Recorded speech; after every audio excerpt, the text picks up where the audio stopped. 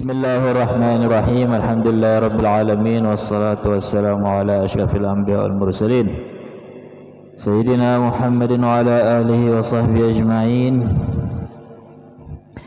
Qala al-musannif rahimahullahu ta'ala wa adama an-naf'a bi 'alami fid dharain amin. Radhiyallahu anni wa ankum wa qala radhiyallahu an. Al-hikmatul hadiyatu wal khamsun لا عمل أرجى للقبول من عمل يغيب عنك شهوده ويحتقر عندك وجوده. Hikmah yang ke-51 dari Ibn Athaillah As-Sakandari berbunyi, tiada amal kebaikan yang paling pantas untuk diterima Allah, yang paling kuat harapannya diterima Allah dari suatu amal nang tertutup atau tidak terlihat akan wujudnya atau bentuknya, atau tidak terasa syuhudnya, artinya tidak kelihatan di dalam hati dan dianggap biasa, dianggap remeh di dalam hati akan wujudnya tadi. Maksudnya apa?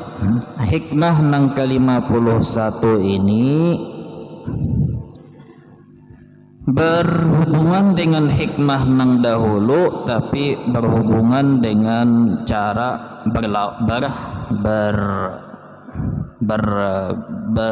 berbeda sisi. Hikmah 50 semalam tentang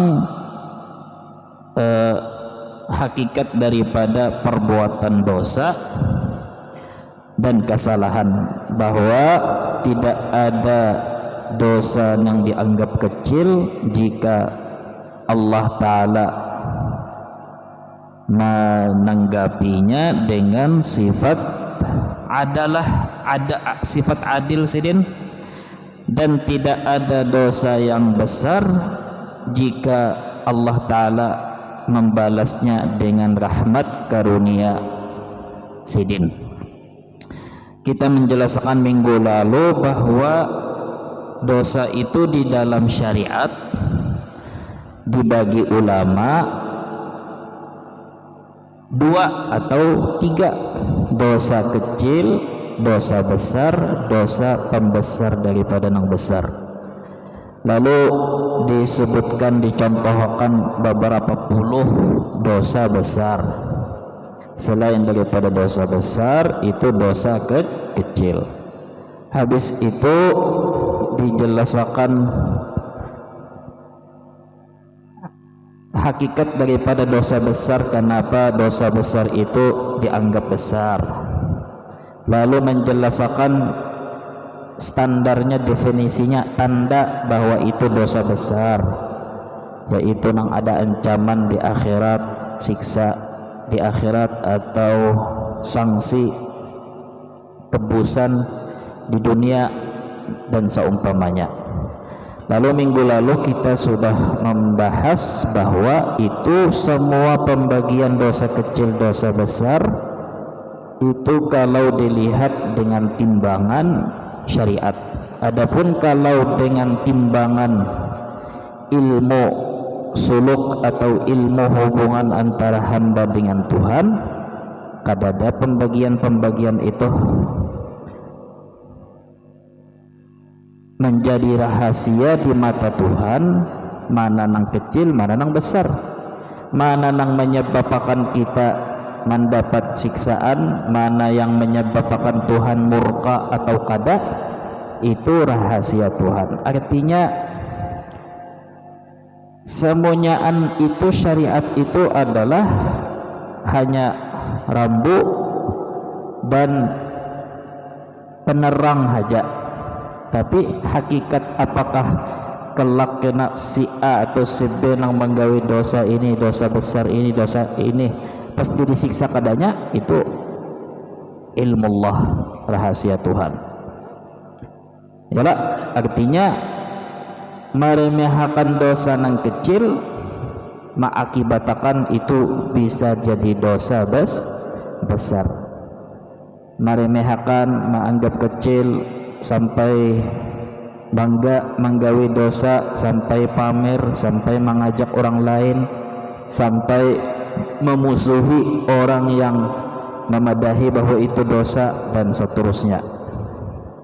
Nah, jadi sama halnya dengan amal kebaikan. Nah, itu hikmah 50 itu tentang kejelasan dosa kecil, dosa besar. Semestinya di hadapan Allah Ta'ala kadada masalah kecil besar. Apapun yang namanya melanggar perintah Tuhan, atasan, itu namanya pelanggaran. Dan Allah Ta'ala punya hak menyiksa seseorang hanya karena melakukan dosa kecil, dan punya hak memaafkan, melewatakan dosa besar yang dilakukan hamba. Yang jelas itu rahasia sidin dan hak paten sidin. Nah, jadi hikmah 50 ini tentang amal saleh, pulang amal kebaikan sama pahamannya. Amal itu iyakah syariat banyak, bahwa syariat madahakan seperti mana dosa itu ada dosa kecil, dosa besar, amal kebaikan pun kayak itu juga. Ada misalkan jar Rasulullah, al-imanu bid'un wa sab'una syu'bah, a'laha syahadatu an la ilaha illallah wa a'laha imatatul adza 'anit thariq. Iman itu jar Rasulullah 70 sekian berapa tingkatannya. Paling tinggi bersyahadat dengan la ilaha illallah dengan hati luar dalam, ya kah? Dan paling kecil, iman nang paling kecil tingkatannya apa? Ya kayak ibarat bahasa kita, amal kebaikan yang dianggap paling enteng, paling kecil apa? Mengangkat benda yang mengganggu di tengah jalan orang lalu. Duri kah, dahan apa, dahan pohon kah, benda-benda yang mengganggu orang lain, kita angkat dari tengah jalan supaya jangan merusak kendaraan apun orang atau kadang mengganggu orang di jalan. Itu jar Rasulullah minimal itu paling rendah, ya kah? Artinya apa, membaiki jalan yang rusak sama kayak adanya imatatul adza 'anit thariq, menjauhkan hal-hal yang mengganggu orang lalu lalang. Nah, jadi di dalam syariat dan banyak lagi dalil-dalil lain bahwa memang amal saleh itu ada tingkatan. Kadang Rasulullah menyebut sebaik-baik orang di antara kalian adalah yang belajar Quran dan mengajarkan ke orang lain. Kena ada Rasulullah sebaik-baik orang di antara kalian adalah yang baik terhadap istrinya. Ada sebaik-baik di antara kalian orang yang menjamu tamunya dengan penuh ketulusan. Ada lagi sebaik-baik orang di antara kalian adalah yang berbakti nangnya. Ada lagi khairukum man tala umruhu, ada sebaik-baik orang di antara kalian adalah yang umur panjang dan amalnya baik.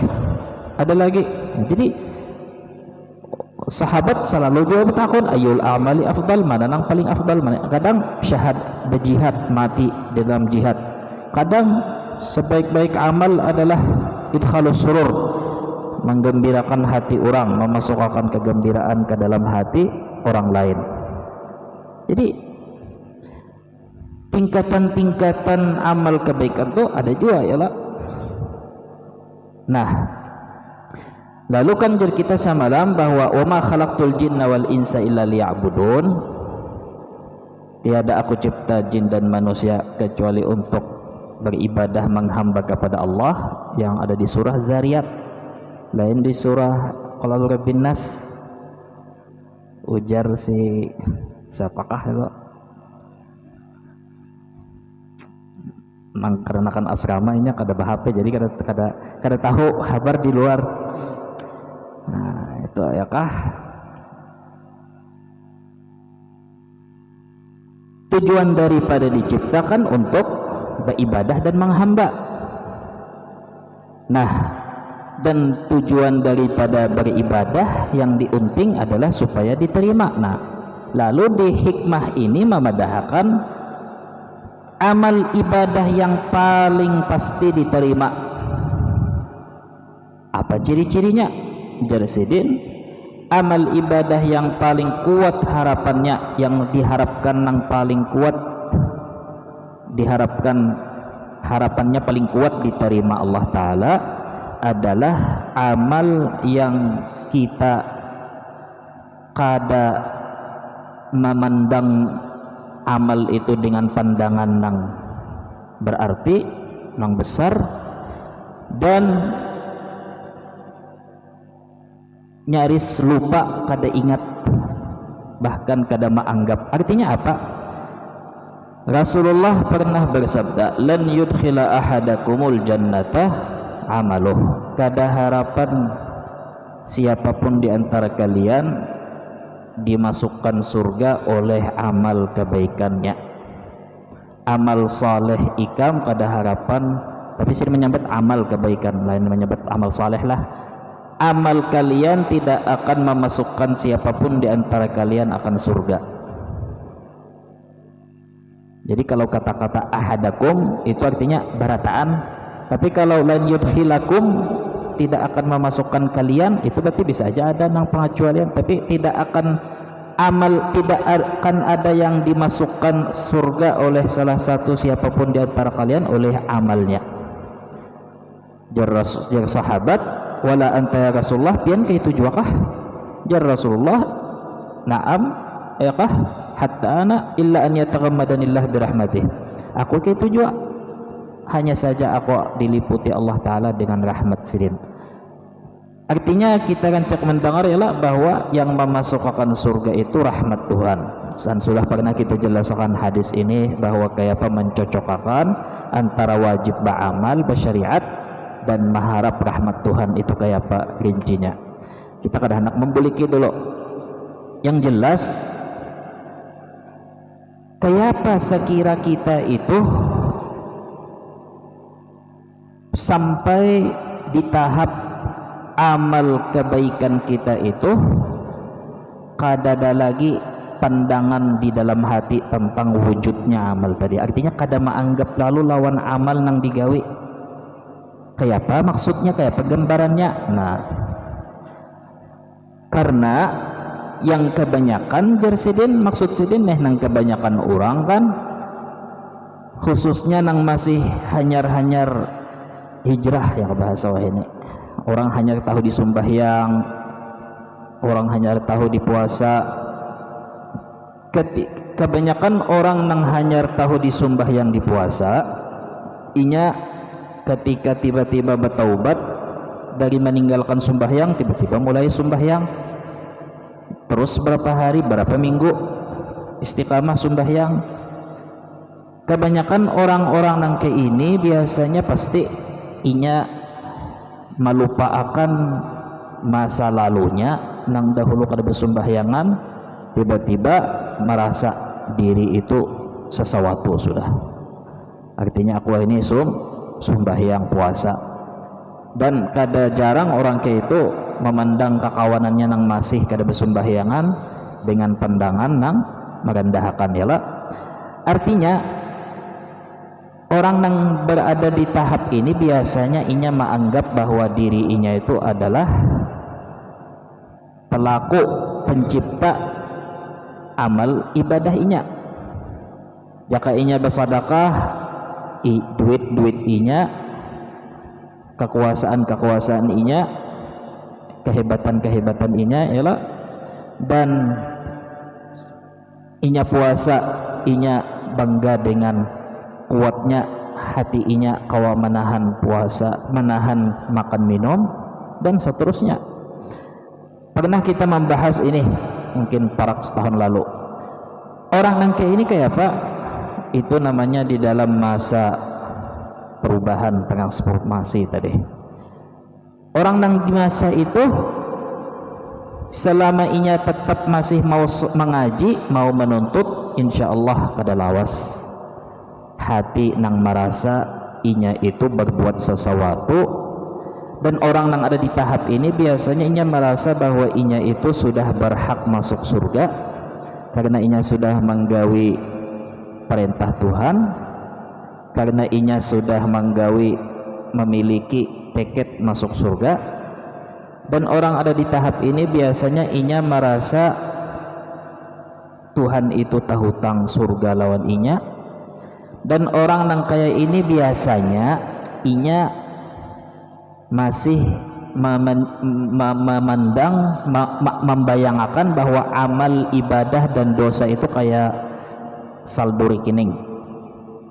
Aku banyak sembahyang, banyak puasa, banyak ibadah, banyak umrah, banyak haji dibandingkan dosa. Aku hanya sekali aja dosa sebulan, banyak ibadah juga. Sudah alhamdulillah sudah banyak. Aku mau ulahkan orang langgar, mau ulahkan membaikikan jalan orang, mau ongkosi ini, bersedekah lawan ini. Ya, dosa aku 100 juta banyak sudah habis gasan kebaikan. Paling 5 juta gasan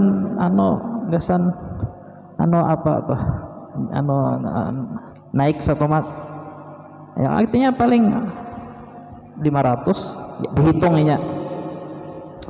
Jadi akhirnya di bayangan inya itu bahwa amalan itu naik turun. Artinya masih banyak amal kebaikan, masih aman, posisi aku masih aman.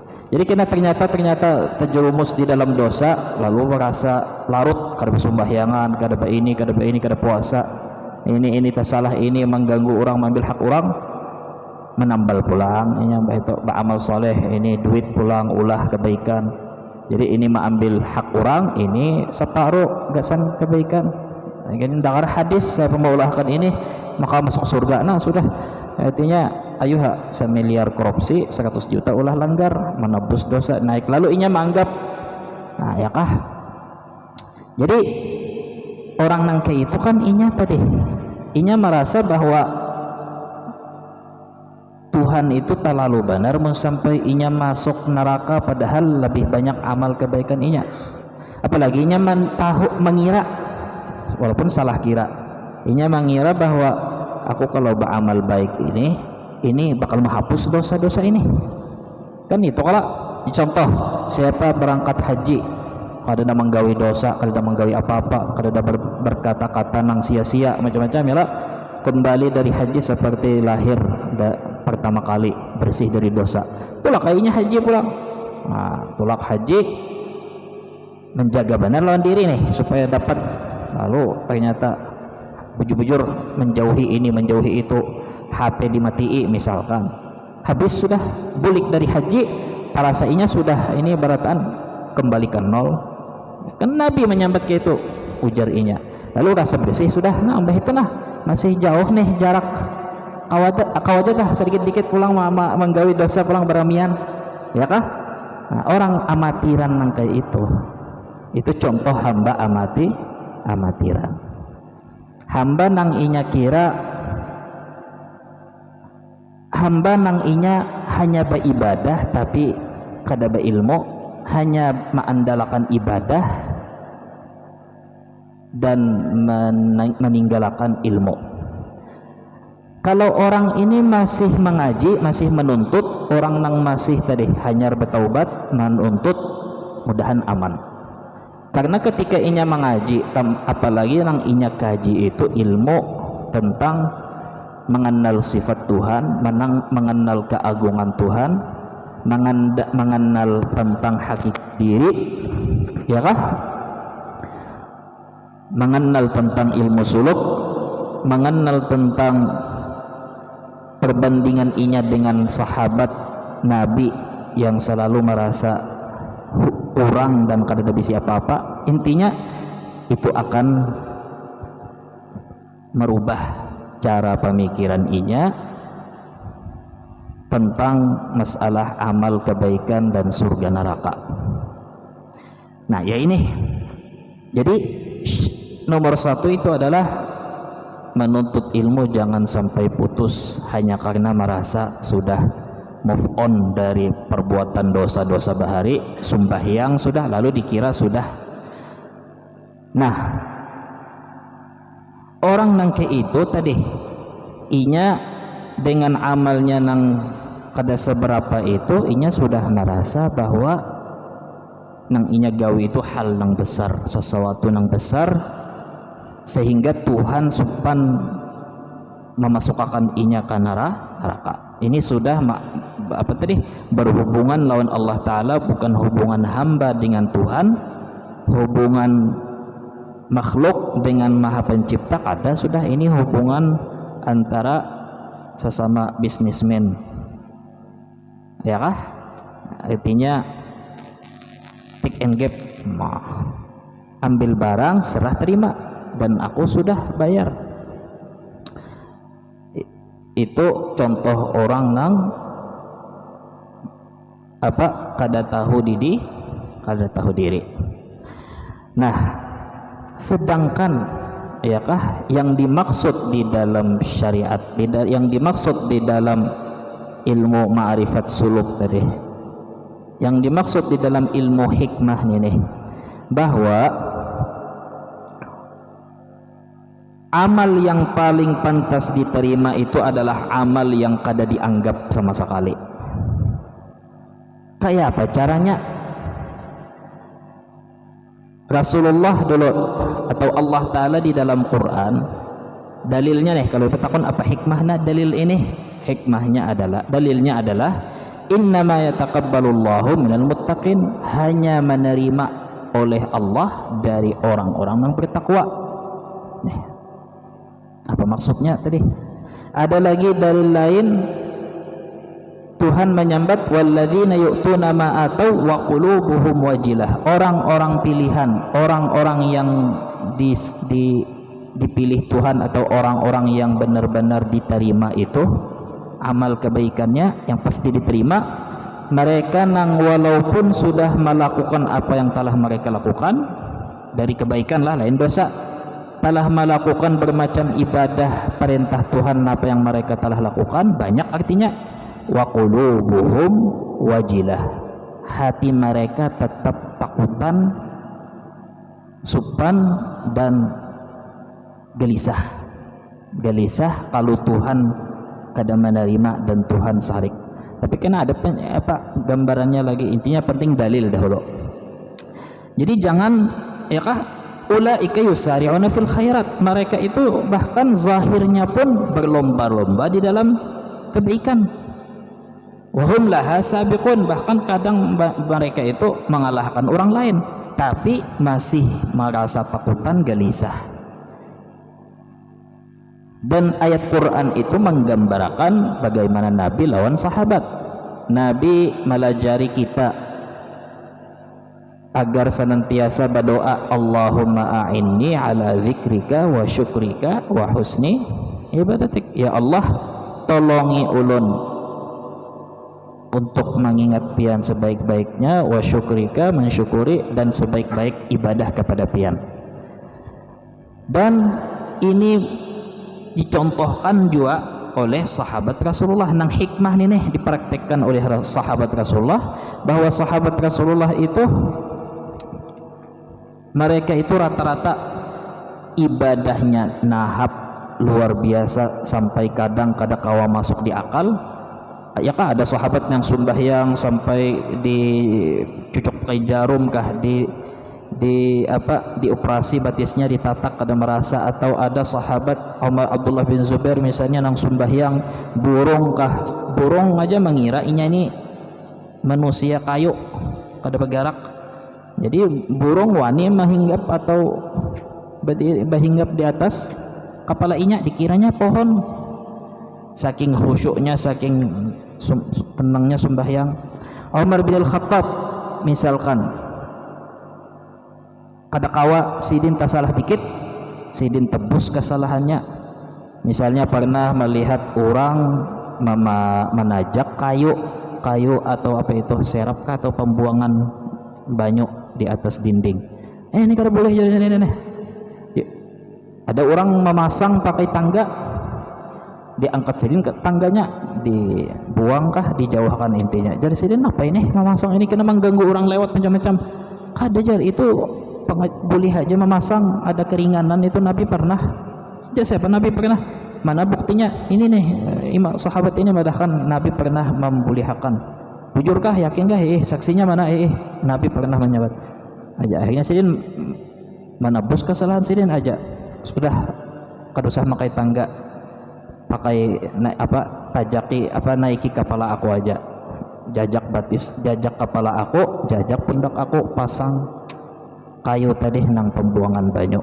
Atau misalnya nang sidin pas berjalan tengah malam lalu mendengar ada kuitan nang menangis, anak-anaknya menangis kelaparan, padahal inya sudah jadi khalifah. Tiba-tiba sidin langsung ke Baitul Mal mengambil sekarung tepung macam-macam. Anak buah sidin hendak mengangkatakan jadi sidin, ikam juga kena mengangkatakan dosa aku hari kiamat, la ummalak. Ya bahasa kita itu apa?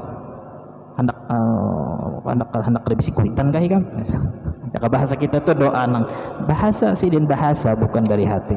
Artinya ikam kah nama angkat dosa aku kena di hari kiamat, mereka mengangkat dosa aku, ikam nyata terpisah lawan kuitan di masuk neraka ikam misalnya. Akhirnya sidin kada mau diangkatakan anak buah, sidin sorong membawa, sidin nang maadonakan, sidin nang merasa salah nih.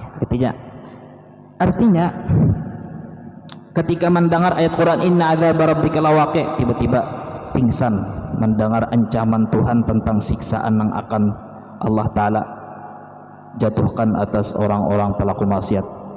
Pingsan sidin saking takutan.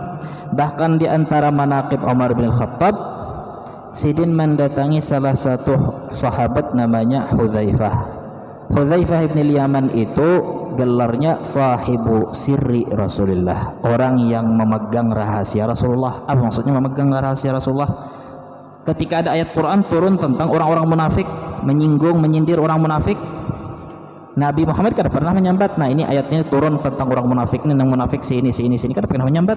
Walaupun sahabat sepalih tahu sudah siapa yang dimaksud, tapi Nabi kada pernah mau supaya sahabat dan umat nang datang kena badudi jangan sakahandak menyambati orang munafik. Jadi sidin tetap menahan. Paling nang dipadahakannya ada salah satu murid sidin nang atau sahabat yang mengajak mengawani sidin yang disampai dipadahan Rasulullah, ayat Quran ini turun tentang si ini itu munafik itu. Jadi si Hudzaifah aja nang tahu. Nah, sahabat Umar bin Khattab tu akhir-akhir umur sidin mendatangi sahabat Hudzaifah. Jujur aja nalah bersumpah demi Allah, nah aku mohon lah jujur, aku ni termasuk orang munafik nang disambat Nabi tapi dirahasiakan Nabi, jujur aja nah. Ya kah, memohon lawan Hudzaifah supaya Hudzaifah jujur. Ayat Quran tentang orang munafik itu turunnya kayak apa? Tentang aku kah? Jadi sahabat itu inya yang segitu ganalnya amal ibadahnya, perjuangannya, zuhud wara'nya, menolongi Rasulullah, mengorbankan jiwa, raga, harta, tapi masih merasa dirinya itu orang munafik. Men kita kelakuan munafik tapi rasa harta sahabat sudah, ya kah? Jadi merasa dirinya munafik. Artinya merasa diri itu amal ibadahnya sudah kada ikhlas, mana sudah kada khusyuk, mana kada istiqamah, mana banyak tertinggal, mana syarat rukun kada lengkap, tumakninah luput, ini salah bacaannya, kada melengkapi syarat anunya, belum lagi namanya, ya kah? Nah, Jadi ini hanya sebagian tadi tentang manaqib-manaqib sahabat, seperti mana hubungan mereka dengan Tuhan, bukan hubungan pedagang pembeli. Aku sudah ini, aku sudah, apalagi sedang ya sudah, nah ya kah? Nah, karena apa? Nah ini tentang hikmah tadi. Kenapa jadi sampai ke itu? Karena mereka tahu. Kenapa jadi semua ibadah, perjuangan, pengorbanan yang telah mereka lakukan nang kada ada batas-batasnya, itu kada ada berarti dan kada diingatakan Tuhan sahabat sama sekali, wala dianggapnya ada nilai sama sekali. Jakajar ahli sufi dahulu itu beribadahlah ikam seperti bahera. Mun kita pas lagi bahera nyaring kalau deh, apalagi pas nang keluar itu nah bersambung panjangnya, ini sampai pagat anunya nang keluar ini, penumpangnya nang keluar ini tepuk jar banyu nyaring, atau bekantut. Beribadahlah seperti bekantut. Orang bekantut itu pas lagi bahera bekantut, hendak bekantut tah parut rasa kada nyaman, dinyaringinya suara keran supaya orang kada mendengar. Artinya tah menyembunyikan amal inya. Nah, artinya apa yang membuat mereka begitu, kada tahu apa yang mereka gawi, kada ingat lagi apa yang mereka kerjakan, kada menganggap itu apa yang mereka amalkan itu ada nilainya. Apa yang membuat mereka itu pasti satu-satunya sebab utama adalah karena mereka kenal siapa Allah Ta'ala dan kenal siapa diri mereka. Apa yang mereka kenal, iya, tanang kita baca mulai awal, dan itu pun hanya sebahagian, bahwasanya apapun amal ibadah nang digawi itu, ya kah? Coba dipikir aja, artinya mun kita berhitungan matematika lawan Tuhan, sehari kita anggaplah banyakakan 5 waktu sembahyang, 10 menit sejam, anggaplah baca Quran apa, misalkan mengaji apa, tahajud kah, misalkan sembahyang duha kah, anggaplah 8 jam guring, 8 jam beribadah, 8 jam begawi, becari macam-macam. Nah 8 jam itu sepertiga orang umurnya 30 tahun, berarti 10 tahun aja ibadahnya misalkan, ya kah? 60 tahun misalnya 20 tahun aja misal. Nah anggaplah banyakakan 20 tahun inya beribadah, umur inya sampai 60, 20 tahun inya beribadah, sehari 8 jam dari mau sampai, ya kah? 20 tahun itu dapat surga nang hitungannya hukumnya kekal, nang kenyamanan kenikmatannya nang kekal tadi, napa nang terlintas di hati datang, napa yang kada pernah dibayangkan oleh hati, napa yang kada pernah dirasakan, napa yang kada pernah dilihat oleh mata. Intinya tentang kenikmatan di surga tadi kekal pulang. Masa 20 tahun itu kawa menukar fasilitas surga nang fasilitasnya itu permanen, kenyamanannya tanpa batas dan kekal abadi. Secara hitungan matematika aja tah itu kada kawa, belum lagi nang membahas taufik dari Tuhan, belum lagi membahas ini memang masalah apa dalilnya bahwa amal ibadah itu adalah taufik dari Tuhan. Kenapa lamun kita beramal ibadah harus meyakini bahwa itu taufik, pemberian taufik, kemampuan dari Tuhan, tapi lamun menggawi maksiat kada disandarkan kepada Tuhan tapi kepada diri kita. Apa sebabnya? Nah itu supaya kita jangan mendahului belum waktunya, belum hikmahnya, kita tunda aja, padahal itu patut dipertanyakan. Kenapa kalau kita beramal ibadah, beramal saleh itu mesti meyakini bahwa itu taufik, pertolongan dari Tuhan, tapi kalau menggawi maksiat mengatakan bahwa itu kesalahan kita. Nah itu jawabannya agak panjang sedikit biar badudi. Yang jelas kayak ini, seseorang yang arif billah tadi, kayak sahabat tadi, yang sahabat contohakan tadi, sampai inya menganggap bahwa amal itu kada layak diterima dan jauh dari kata bernilai. Maksudnya apa? Hikmah ini membulikakan kita kepada dua hakikat yang wajib diyakini, wajib diingat kembali. Pertama, annallaha huwal khaliqu li af'alil insan, itu dulu, bahwa Allah maha wahdaniyah, maha pencipta bagi seluruh af'al, perbuatan manusia. Artinya segala usaha, upaya, gerak-gerik diam hamba itu, geritikan hatinya untuk beribadah atau menggawi ibadah dan lain-lain, itu adalah taufik dan ciptaan Tuhan. Artinya andai kata Tuhan berlepas tangan dari manusia, maka manusia itu kembali ke hukum asal, yaitu Adam, tiada. Kan itu dulu hakikat tauhid nih dulu, ya kah?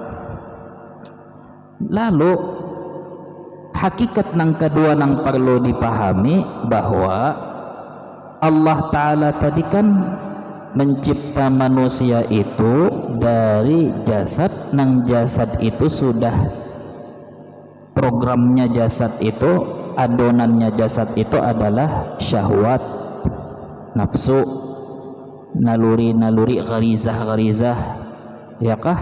Nang suka kenyamanan, suka meninggalkan perintah atau suka mengejar maksiat, suka mengejar syahwat, suka yang dimaksudkan di dalam firman Tuhan, wa khuliqal insanu dhaifa. Kan itu tadi. Ini dua hakikat.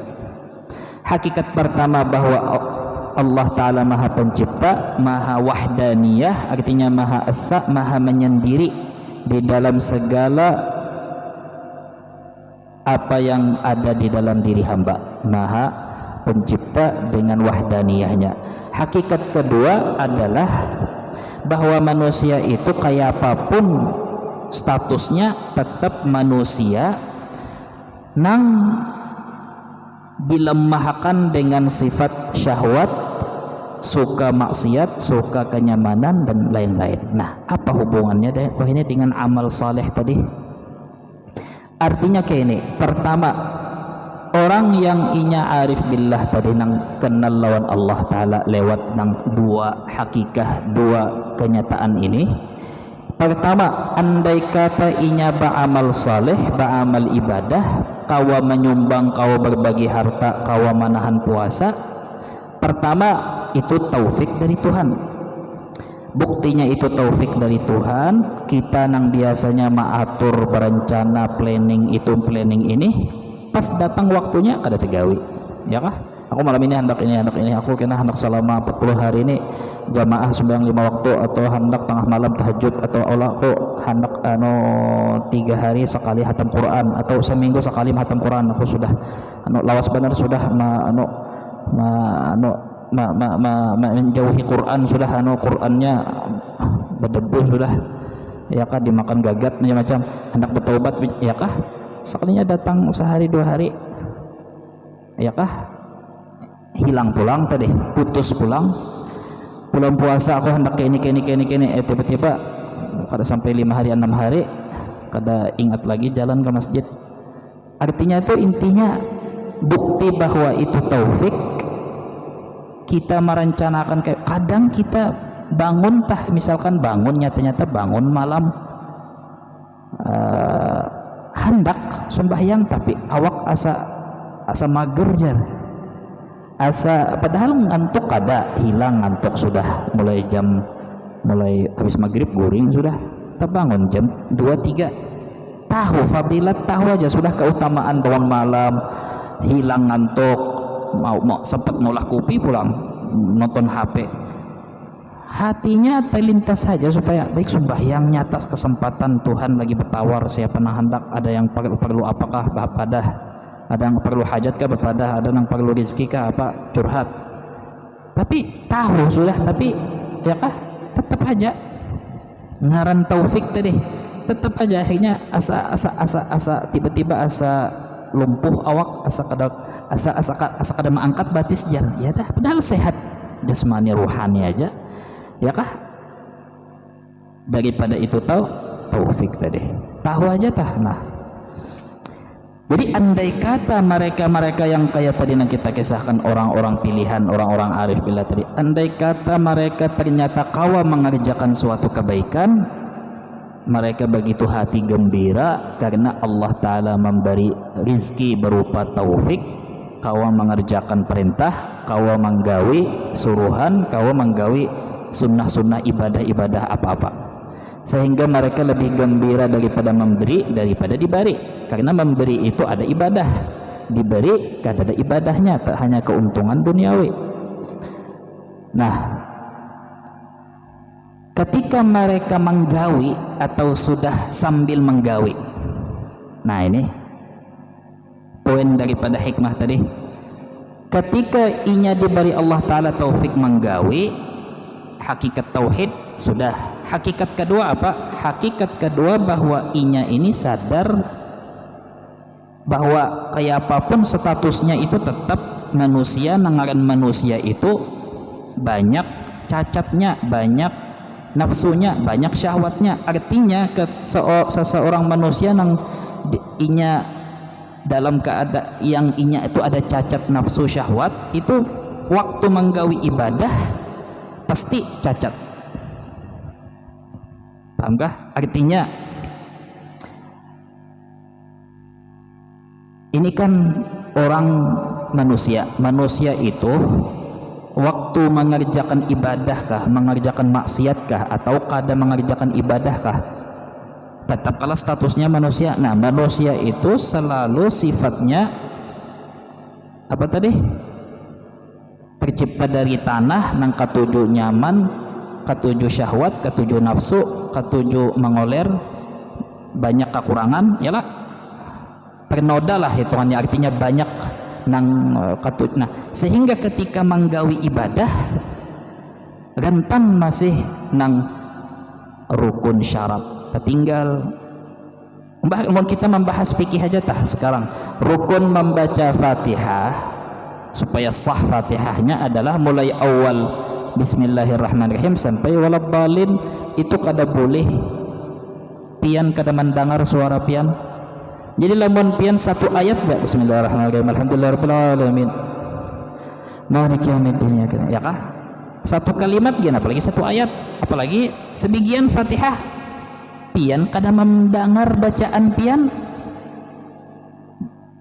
membaca di hati itu ngarannya apa lain berbisik juga, berbisik bismillahirrahmanirrahim alhamdulillahirabbil alamin masih berbisik itu masih membaca namanya. Ini kada,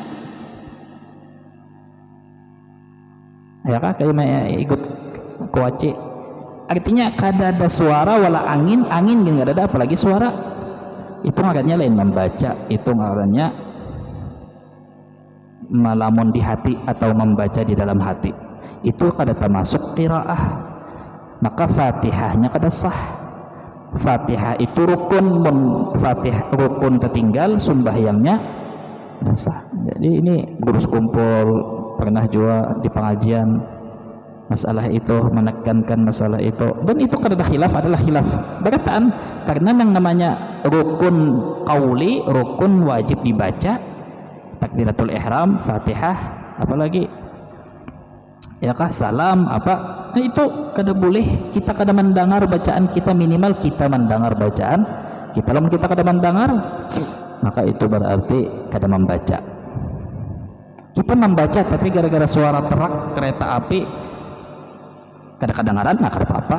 Yang penting andai kata kada ada suara, kada ada yang mengganggu kita, aja mendengar bacaan kita, maka itu. Nah, itu aja tah dulu sebuting. Belum lagi membaca, belum lagi membahas, mengupas tumakninahnya, khusyuknya, melamunnya, membayangkan kada ada nang sampai sembahyang mengatakan foto siapakah, video siapakah, penyanyi siapakah, pakaian kayak apakah, ya kah? Artinya selingkuh di dalam sembahyangnya lah.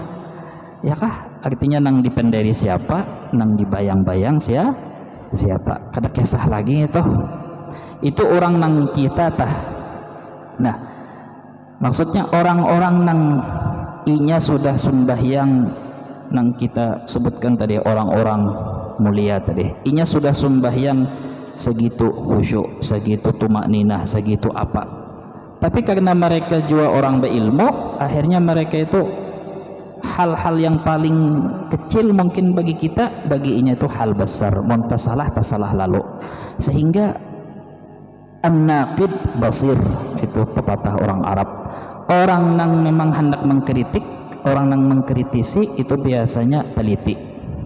Jadi inya hendak mengkritik diri inya karena inya berilmu, dan inya hendak muhasabatun nafsi nih, maulah perhitungan dengan dirinya sendiri supaya supaya mengurangi hitungan kena di hadapan Tuhan, hisab di hadapan Tuhan, berdahulunya di dunia mengoreksi, mengaudit ibadah inya, kelakuan inya, maka orang kayak itu pasti tetamui.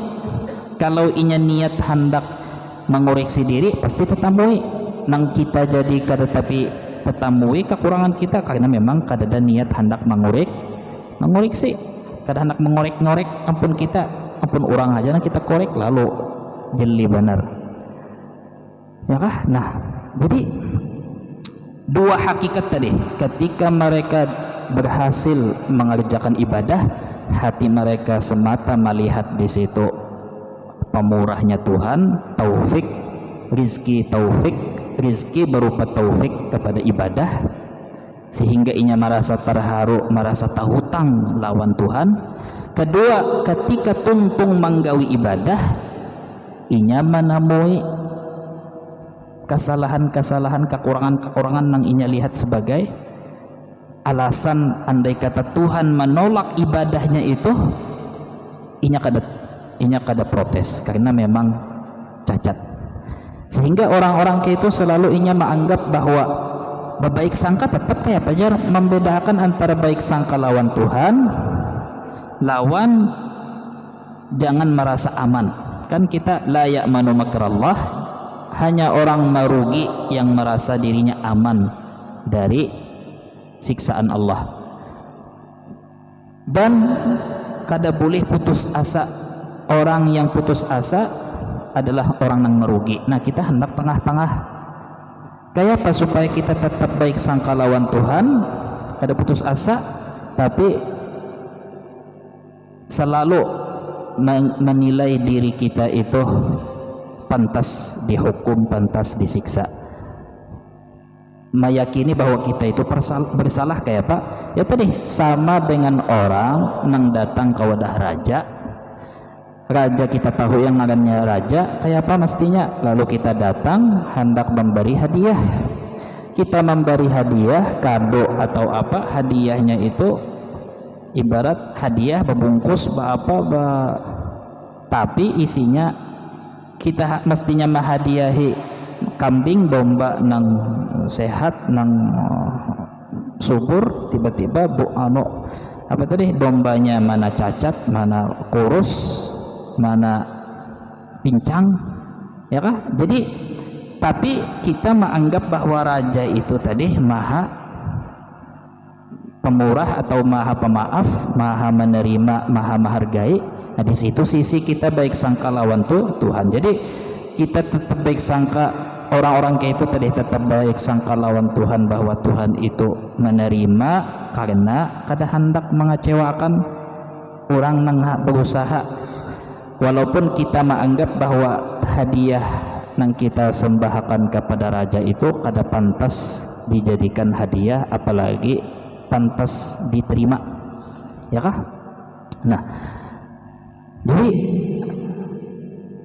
orang yang selalu melatih orang awam yang mengaji, penuntut ilmu, yang tahu kayak ini, tahu sejarah kayak ini, tahu dalilnya, tahu kebenaran bahwa hikmah 51 itu memang sesuai dengan firman Tuhan, sabda Rasulullah, ajaran sahabat, bahwa kayak apa sekira amal soleh itu kada merubah hati seseorang. Nah, artinya ketika seseorang nih ada di tahap itu, inya selalu menganggap bahwa harta inya itu berian Tuhan, sedekah itu adalah taufik Tuhan, padahal kita sadar bahwa ngaran sayang benar lawan duit itu liwar sayang.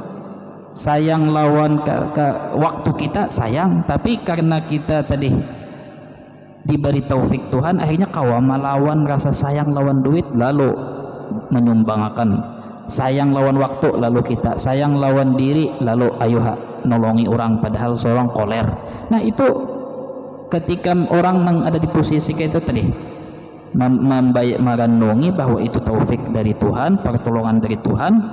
Kedua, ketika inya melihat bahwa tadi diri inya itu penuh dengan syahwat dan hal-hal tercela, pasti nengarannya orang di dalam hatinya ada syahwat, pasti ibadahnya itu kada sempurna, pasti ibadah karena inya hukumnya sudah syahwat itu walaupun dalam keadaan sembahyang tetap syahwat itu mempengaruhi. Akhirnya sekalipun inya sembahyang tetap aja masih tagawi maksiat, kada talamuni benar tabayang akan benar. Kenapa? Ya syahwat tadi, sehingga inya kada yakin bahwa ibadahnya pantas diterima, tapi satu-satunya jarinya cara adalah memohon supaya Tuhan menerima seadanya. Nah, kemudian orang-orang yang ada di posisi ini kada mungkin tertular sifat ujub. Sifat ujub, apalagi iftikhar, bangga dengan ibadah, merasa diri istimewa dan merasa bangga dengan ibadah, naik kelas sedikit, sombong kepada orang lain, merendahkan orang lain karena inya merasa dirinya itu sudah istimewa. Itu gara-gara inya jahil, kada tahu Allah Ta'ala siapa, diri inya siapa. Inya senantiasa merasa bahwa inya maha pencipta ibadah inya nang memberi taufik, inya nang memberi kudrah jadi kawa beribadah. Inya kawa menghafal Quran, inya kawa alim, inya kawa menghafal, sehingga inya itu tanpa sadar gara-gara inya jahil, berkat inya jahil nih, inya jadi syirik, menyekutukan Allah dengan dirinya, sehingga kapasitas atau kekuasaan Tuhan inya nisbatkan kepada dirinya, sehingga tadi rentan ujub, rentan sombong, takabur, habis-habisan. Makanya iblis itu kada tahu diri. Nah, sedangkan orang nang inya mulai awal sudah meyakini bahwa guringku, hidupku, hinakku, makan minumku, apalagi ibadahku itu adalah tadi la haula wala quwata illa billah, iyyaka na'budu wa iyyaka nasta'in. Itu sudah, itu nang menjadi pegangan keyakinan hati inya. Datang di mana inya merasa bahwa itu pantas merasa ujub, pantas merasa sombong atau takabur, ya kah? Sehingga orang kayak itu kada minta, kada menganggap bahwa orang lain pantas membalas. Dan pulang orang yang ada di posisi kayak itu dengan keyakinan kayak itu, inya tidak lagi beribadah semata-mata untuk surga atau takutan neraka. Inya tetap takutan neraka, mengharap surga, tapi karena itu inya beribadah. Kenapa?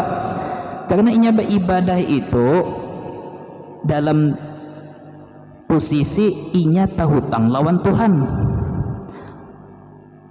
Aku tinggal di rumah orang ini pemurah, kasih sayang, ya kah, maha pemaaf dan maha sugih, kada ada habis sugihnya. Kita tinggal wadah sidin, lalu kita diberi segala fasilitas makan, minum, nikmati. Paling ini benar jangan dijapai, ini kada boleh, ini ampun orang, jangan dijapai, selebihnya ambil, makani, nikmati, ya kah. Lalu tiba-tiba jarinya minta tolong, kau kah minta tolong akan setemat bantui mengangkat ini. Masa kita nang sebagai tamu nang sudah menikmati fasilitas berapa tahun, berapa lawas, tiba-tiba dimintai tolong sedikit, lalu kita menolongi, lalu rasa kita pantas menuntut lawan tamu atau lawan nang menjamu penjamu tadi menuntut balasan atau pas menolongi mengangkat tangan kursi. Nah, ini adakah duitnya adakah nih ya? Padahal seorang sudah berapa puluh tahun makan minum di sana, umpat guring sana gratis, apa tiba-tiba membantu sedikit, ya kah? Lalu merasa ampun rumah nang hutang lawan kita sebagai tamu, ya kah? Jadi kita hidup di bumi Allah Ta'ala, dinaungi langit Allah Ta'ala, beranjak makan minum dari sisi hasil bumi milik Allah Ta'ala juga, sehingga orang-orang nang itu inya menganggap bahwa aku sembahyang ibadah-ibadah itu karena hanya sedikit upaya membalas kebaikan Tuhan. Itu pun mustahil kawa mensyukuri. Itu kan ada hikmahnya pulang belayan, bahwa kayak apa aja manusia sehebat, serajin, sekuat apa ibadah, bahkan malaikat kada mampu membalas kebaikan Tuhan. Sehingga mereka itu beramal ibadah itu yang kita lihat, orang-orang saleh aulia yang kita lihat Tuhannya yang masih hidup apa adalah inya kata istirahat, adalah buhannya itu kata mun buhannya kada membalas ampih aku pencet baik ma'adu aja sudah ya kah, mun gitu juga orang kada paham jadi misalkan ampih, nah ya kah kenapa, nah yang kita lihat tuh ini Abdul Rahmat siapa, Habib ini siapa, ya kah selalu apakah tergila-gila dengan surga semata? Kada. Tapi karena inya merasa terhutang lawan Tuhan dan kada mampu membayari hutang. Lamun orang jahil ya pedih, hanya sedikit-sedikit sudah maulah hitungan lawan Tuhan. Ya pedih. Padahal hakikatnya ini pulang uniknya, tiap manusia sebetulnya mengakui sekalipun inya itu jauh dari Tuhan, kada bersembahyangan, hartanya digunakan untuk maksiat dan mengajak orang lain maksiat, maulah maksiat aja gawian, di dalam fitrahnya, di dalam hatinya, lubuk hatinya paling dalam sebetulnya mengakui bahwa semua harta kenyamanan nang inya, fasilitas nang inya dapati itu dari Tuhan. Inya mengakui tapi kada mau ungkapkan. Buktinya apa? Buktinya ketika Tuhan ambil sedikit, ada musibah apa sedikit, lalu aja mengkada berdoa lawan Tuhan atau protes, ya Allah musibah apa lagi ini ya Allah, ya kah? Tapi kenapa pas lagi berujung banyak untung dapat, untung keduniaan dapat, jabatan dapat, lalu aja kalau unda juga bahari lucut nak yang berusaha aku bahari kembali kada tahu aku maulah ini kembali kada tahu aku nih kada semudah balik tapak tangan tahu kayak ini bahulah ini ya kah? Karena waktu seketika inya lagi nyaman atau dinyamani Tuhan lalu lupa diri, inya lagi berbicara atas nama nafsu dan syahwat. Tapi ketika inya tahantak atau diambil Tuhan sedikit, dapat musibah, kesehatan, harta, apakah ingatankah, ilmukah apa, tiba-tiba terpuruk di situ sedikit inya berbicara dengan atas nama hati, bukan atas nafsu, sehingga hati inya menggerakkan inya jadi berpandar kayak itu, ya Allah dosa apa lagi yang aku gawe ya Allah, apa salahku ya Allah. Nah artinya kenapa waktu diambil Tuhan inya medahakan Tuhan yang mengambil, tapi waktu inya mendapat kenyamanan inya kada menyambat Tuhan yang memberi, kan itu bertolak belakang. Berarti hakikatnya sefasik-fasiknya, sekafir-kafirnya, artinya sekafir itu maksudnya orang yang kada bersyukur, kada mengakui nikmat Tuhan, hakikatnya fitrahnya di dalam diri itu inya meyakini bahwa ada ampunnya nang sebenarnya, tapi inya kada ingat,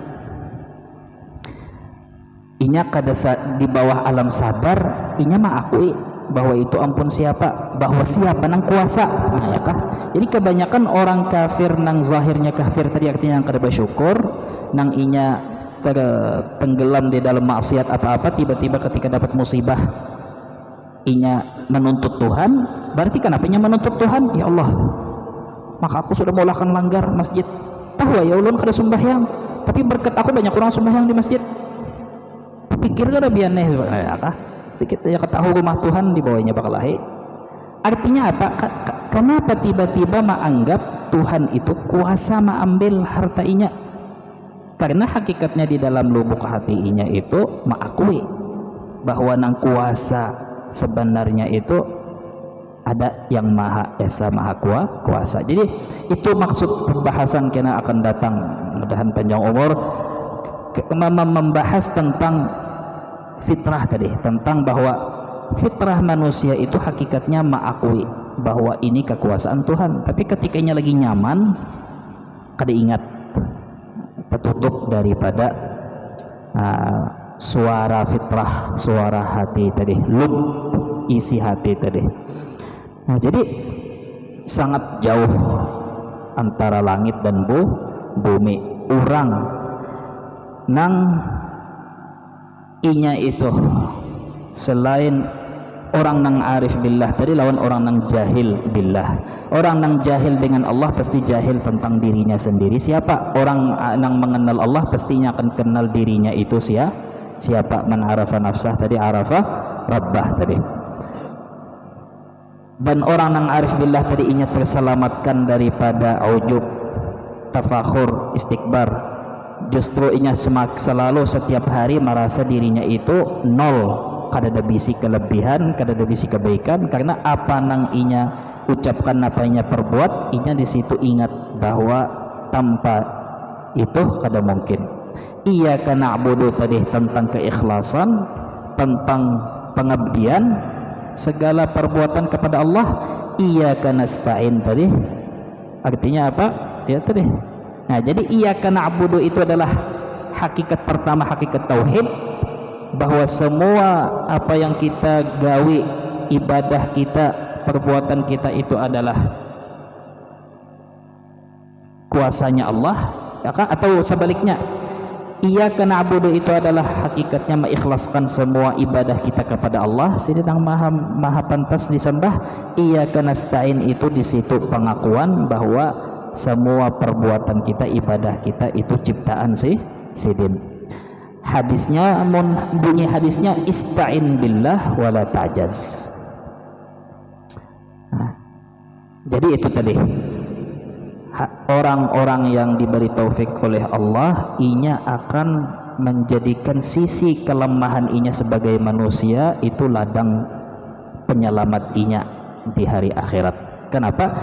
Karena inya mengakui khuliqal insanu dha'ifa, mengakui bahwa inya itu makhluk lemah. Artinya lemah ya tadi, koler, barat, asa kada kawa, asakan mun sudah urusan ibadah asa mager, sudah urusan nang beramian kada hulu pada orang, lambat dibawai, hilang rasa mager. Kenapa? Ya taufik menggawi maksiat, ya kah? Taufik beramian, ya kah?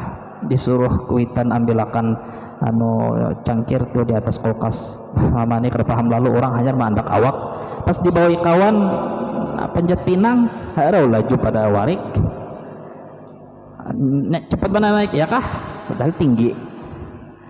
Ya tadi taufik tadi, ya lah. Anehnya tah, ya lah. Ada orang misalnya nang kawan nang sehari 5 jam gym, tahulah gym, nge-gym, ngadal kazal, artinya angkat alat berat, pas sembahyang harau kayak model kayak kelimpanan itu, kayak model sudah kada bernyawa, sudah angkat 5 jam tiap hari ya rutin.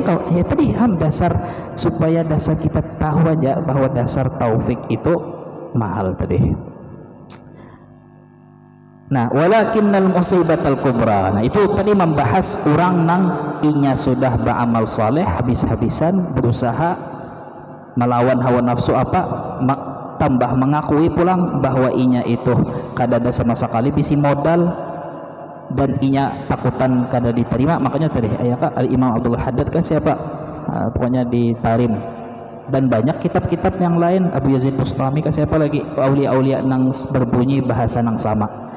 Lau alim tu anna apa, andai kata aku tahu bahwa Allah Ta'ala menerima satu kali tasbih, satu kali ibadah tasbih dari aku akan menakdir beri makani seluruh penduduk kota Tarim. Itu kan bahasa nang familiar di Tarim tentang aulia di sana. Jika tahu aja Tuhan memberi aku lewat wahyu kah, siapakah madahkan bahwa ibadahku diterima satu kali tasbih, ya kah? Aku habiskan harta untuk memberi makani penduduk kota tasyakuran gara-gara diterima tuh Tuhan. Sehingga selalu mereka itu daimuna ala wajal, selalu mereka itu selama mereka hidup, selama itu mereka khawatir. Artinya khawatir apa?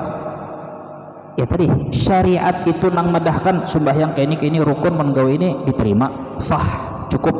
Itu hanya rambu-rambu syariat itu hanya rambu. Hakikatnya ibadah kita diterima kada diterima itu privasi Tuhan, kada ada nang kawa tahu. Bahkan malaikat nang tukang catat inya kada tahu siapa nang, walaupun andai kata malaikat dipadahi di dalam lauhil mahfuz kayak ini, malaikat itu hanya ilmunya sebatas lauhil mahfuz. Lauhil mahfuz itu masih kawa diubah Tuhan. Jadi kayak apa aja makhluk kadang-kadang nang tahu pasti khasiat Tuhan, kadang-kadang kadang tahu anu inya apakah bakal berubah, apakah kena bakal lurus, apakah bakal menyimpang, apakah bakal belok, ya kah? Jadi jauh daripada nang sudah rasa yakin dan menagih. Jadi jarsidin terakhir jadi musibah yang terbesar itu ketika seseorang sudah lebih banyak lebih banyak maksiat dan berbuat jahat lawan Tuhan, berbuat kerusakan di muka bumi, tambah mengingat tapi di samping itu inya merasa Tuhan tahu hutang lawan inya. Ayat Quran tah misalnya apa, imtinan itu apa? Mengungkayakan lawan Tuhan tentang keislaman kita. Jadi artinya kejadian itu di zaman Nabi kan sempat turun ayat yang menyinggung masalah kayak itu. Qalatil arabu amanna qul lam tu'minu walakin qulu aslamna. Orang-orang yang hanya tahu di Islam, masuk Islam beribadah apa? Mereka berbangga-bangga lawan Nabi. Wahai Nabi, kami dapat apa? Kami sudah beriman. Tuhan menurunkan ayat madahi Nabi, katakan kepada mereka kalian itu baru masuk Islam, belum beriman. Orang beriman ya kayak ini tauhidnya, ma'rifatnya, ya kah? Itu orang beriman. Kalau hanya Islam bacaan orang kawa asyhadu alla bersyahadat sudah masuk sembahyang tenaga sedikit, perlu tenaga sedikit, waktu sedikit, sembahyang kelihatannya kah kawa.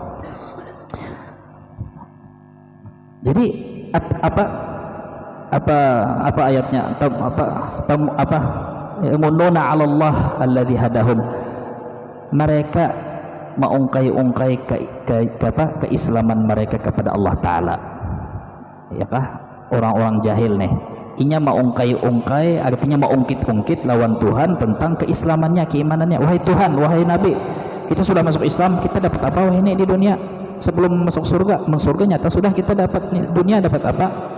Ya kita ini kita ada dapat apakah misalnya, ya kah? Maka kita sudah sembahyang, maka kita sudah umpat berjihad, maka yabunnuna 'alaika an aslamu, ya kah? Mereka mengungkit-ungkit itu seakan-akan mereka itu sudah. Nah, ini kan kejadian nang tilkal ayyamul dawiluha binnas, terputar-putar kisah, ya artinya di zaman wahyi ini pun banyak orang jahil nang inya di dalam hati itu jaka batamul hadap lawan Tuhan, inya mengungkit-ungkit bahwa aku sudah ini.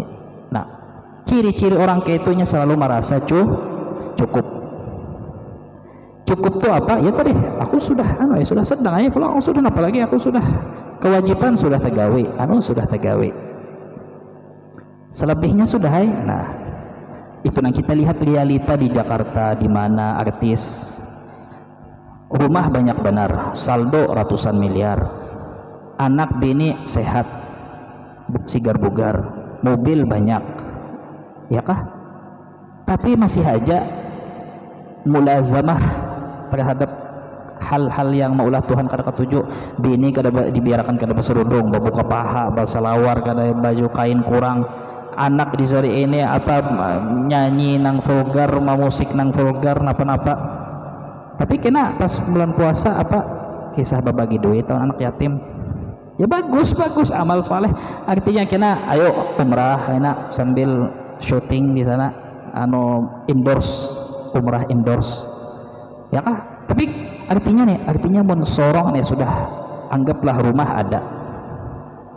Kendaraan alhamdulillah kada lapah benar berjalan batis ada. Gawian jauh benar hujan banyak bisik motor sudah alhamdulillah sudah. Anak ini alhamdulillah sudah napa lagi? Artinya napa lagi nang disasah wayah apa umur nang sudah parak 40 tu wayah apa sudah mengabdiakan gasan nang membari nang ini sudah artinya sudah sorong jaka nang kada kolehan gasan makan minum sehari lalu masih mikirakan nang wajar lah masih dimaklum ini kada alhamdulillah wah ini sugih berataan sudah orang artinya sugih berataan wah ini orang nang pengamen gitu ininya HP kamera 3 ya kah artinya walhasil banyak kalau artinya sudah wah ini artinya apa lagi artinya nang paling membingungkan orang nang kayak itu sudah masalah keduniaan yang pokoknya limpuar bingung menghabiskan duit tapi ya tadi selidiki aja pasti inya di dalam hati itu merasa cukup. Kenapa merasa cukup? Karena inya merasa sudah tadi sudah jaka aku kada mungkin orang kawa kayak ini kada mungkin orang kawa baacaraan jaka kada aku nang menyumbang jaka kada orang kada mungkin orang ini ya kah ya tadi Tuhan aja berpikir memati aku ibaratnya artinya kada mungkin aku umurku kada panjang pasti umurku panjang karena mun aku umurku pendek siapa lagi nang mau ongkosi babuhannya nang maulahkan langgar maulahkan masjid membagi makani siapa nang melajari buahnya kada ada lagi ibaratnya ngalih mencari kayak aku jadi Tuhan berpikir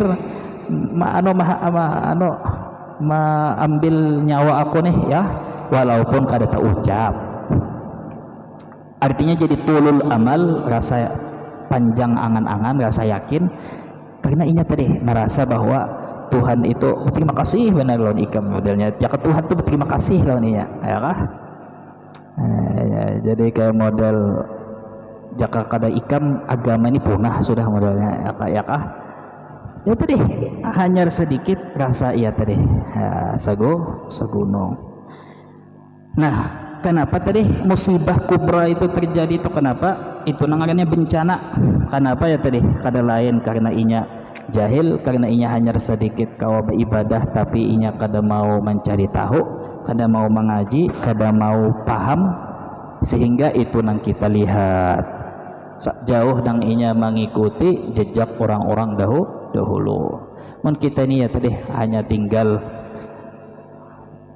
maka ya tadi harapan kita apapun ibadah nang pian gawe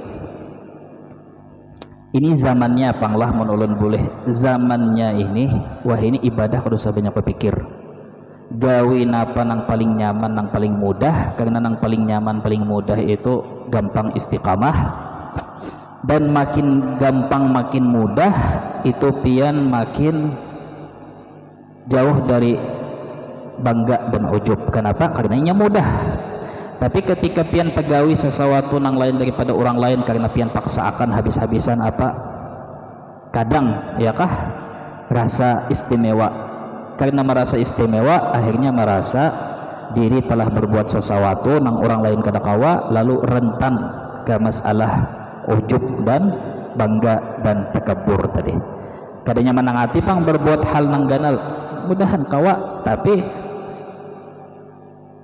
seseorang itu inya hilang sifat ujub atau memandang amal ibadahnya itu ketika sudah rancak digawi makanya tadi yang ulun sampaikan hampir setahun lalu kita banyak tadi meremehakan sembahyang nang 5 waktu padahal sembahyang 5 waktu itu lebih aman atau lebih apa jadi kita lebih nampak sedikit bahwa itu diterima Tuhan. Kenapa?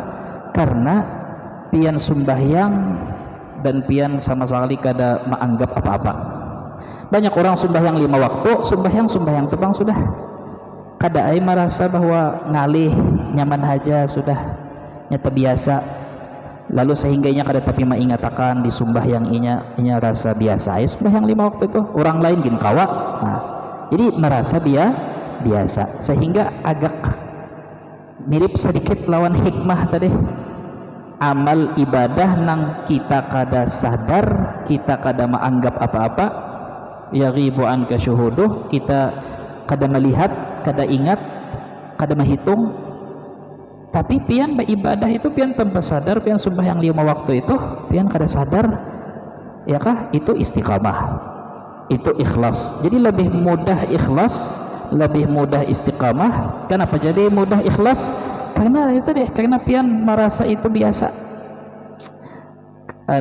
Istiqamah karena pian tadi, ya kah? Nah, jadi artinya Allah Ta'ala tuh masih kasih sayang lawan kita, tuh masih menyelamatkan kita dengan ibadah. Jadi tantangan orang wahini adalah mengerjakan ibadah itu sulit ikhlas karena media-media untuk menghapus ikhlas itu makin tersedia.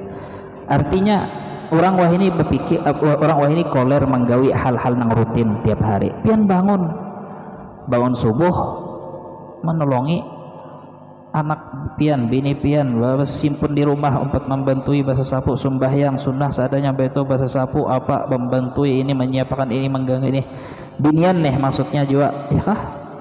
Itu sudah amal ibadah nang inya kadang menganggap remeh, menganggap seberapa, padahal itu banyak benar membawa manfaat bagi orang lain, minimal untuk orang sekitar kita, dan tiap hari digawe, ya kah? Artinya mungkin bisa jadi tanpa sadar kita itu nang diterima Allah, itu nang nyata-nyata diterima Allah Ta'ala, menjadi sebab kita, sebab hajatah, menjadi sebab kita dapat rahmat Tuhan lalu masuk surga. Karena itu ya tadi gawi, ya kah? Gawi napa nang nyaman, napa nang kawa, kada usah terlalu pusing harus kayak apa, harus sampai misi apa. Gawi nang sudah pian patuh itu lebih mudah tadi. Istiqamah, mudah-mudahan kita diberi Allah Ta'ala taufik istiqamah, hati kita dibimbing agar senantiasa mudah mengenal Allah Ta'ala dan mudah mengingat akan sifat-sifat Allah Ta'ala tadi. Senantiasa kita di luar ibadah ataupun di dalam ibadah dijauhkan Allah Ta'ala dari segala hal-hal yang menghalangi ibadah itu diterima. Mudah-mudahan Allah Ta'ala menerima segala amal ibadah kita, orang tua kita, anak keluarga kita, ma'ayakah sekalipun itu tadi dipenuhi dengan kekurangan dan segalanya, kita mengharap Allah Ta'ala menerima dengan maha karunia-Nya, maha pemurahnya, maha bijaksananya, maha rahmatnya. Mudah-mudahan kita diberi husnul khatimah, barataan ila hadratin Nabi. Al-Fatihah. A'udzubillahi minasyaitonir As-siratal mustaqim siratal ladzina an'amta 'alaihim ghairil maghdubi 'alaihim waladdallin. Amin. Bismillahirrahmanirrahim. Allahumma anfa'na ma 'allamtana wa zidna ilma, dzikirna ma nasina wa 'allimna ma jahilna. Allahumma faqihna fi dinina wa 'allimna at-ta'wil wa rizqna fahman nabiyina wa mursalin hamdaka taqabbal wa rizqna al-ilma jalna min al-'amilin. Allahumma hayy qulubana bima hayyata bihi qulubal 'arifin. Allahumma alhimna rushdana wa waffiqna lima fihi as-shawab wal hikmah. Rabbana ighfir lana dhunubana wa israfana fi amrina wa thabbit aqdamana wa ansurna 'alal qawmil kafirin. Allahumma a'inna 'ala dhikrika wa syukrika wa husni ibadatik. Allahumma hasin akhlaqana wa si' rizqana wa jamil ahwalana. Rabbana taqabbal minna innaka antas samiul alim wa tub 'alaina innaka tawwabur rahim. Allahumma amilna bima anta lahu ahl wa la tu'amilna bima nahnu lahu ahl. Wa sallallahu ala sayyidina Muhammadin wa sahbihi wa sallam. Alhamdulillahi rabbil alamin. Taqabbalallahu minkum.